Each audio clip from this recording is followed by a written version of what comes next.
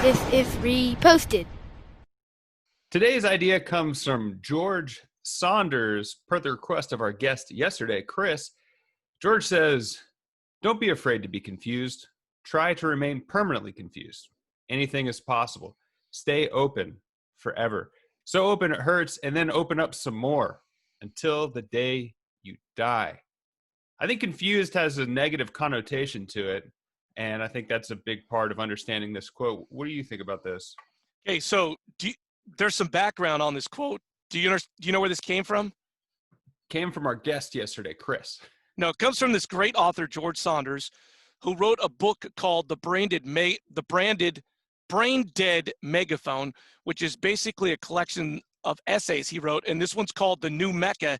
And he basically travels to the Middle East.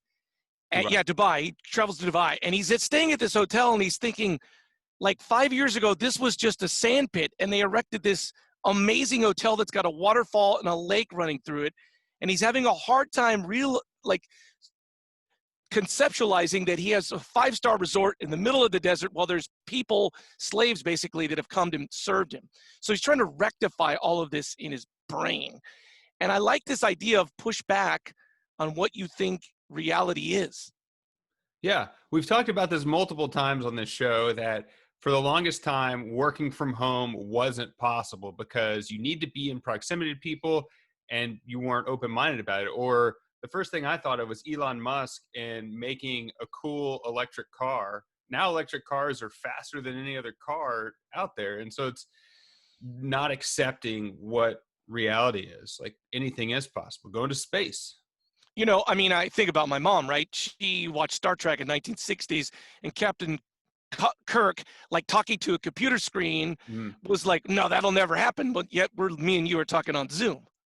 Yeah, I think it just reminds you that Dick Tracy had the watch. And then when Apple released the Apple Watch, it was like, oh, it's a Dick Tracy watch. And I remember seeing that movie and being like, oh, that's the coolest thing. Or I guess the comic, was it a comic first, Dick Tracy? Yeah, a little before my time. I don't know. I think on more of a micro scale, like think about things that you want in your life. Like I want to change careers. Like maybe that's not possible. And you think, well, yeah, it is. Or I want to buy a house, or I want to go on a vacation. And I think everyone's first thought is like why it's not possible.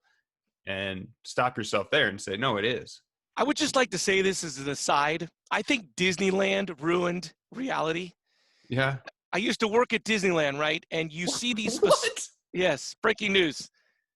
I worked in the stroller department and cleaned children's vomit out of strollers, as an aside. That's a different show. Wow. That's a different story. But you look at these facades like Main Street USA, and you see these really nice buildings from the front, and then you turn around in the back, and it's just plywood. Or you go into a jungle. I remember going to New Orleans the first time, and I was like, wow, Bourbon Street looks a lot like Disneyland. But Bourbon Street was the real thing. We're often confused about what reality is. By the way, the first time I went to the break room at Disneyland, I went around the corner, and there was Mickey with his helmet off smoking a cig, blowing a death stick. I was like, Mickey's just playing with the kids, and now he's smoking cigarettes. What is reality?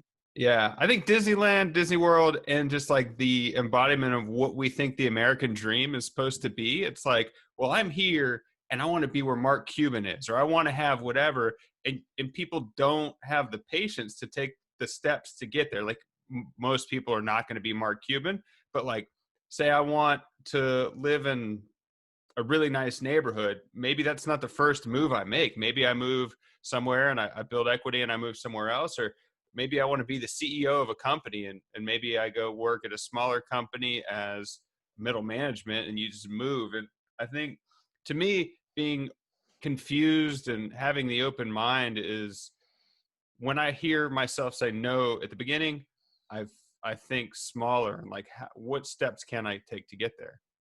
Why did Chris bring up this quote yesterday? Was it because of the idea of being in the present so you could rap? What was the context of this?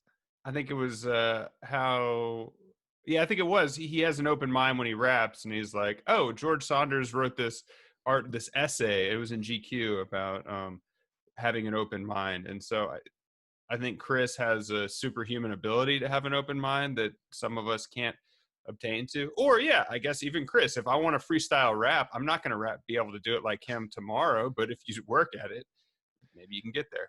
I do like the idea, and back to yesterday's show, is just being in the present. The reality truly is wherever you are. That's reality.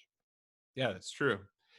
All right, guys. If you have a post you'd like us to further explore, please reach out. You can find us at Reposted Podcast on Facebook, Twitter, or Instagram. I'm Andrew Keller for Stroller Cleaning. Larry Roberts saying, thanks for stopping by.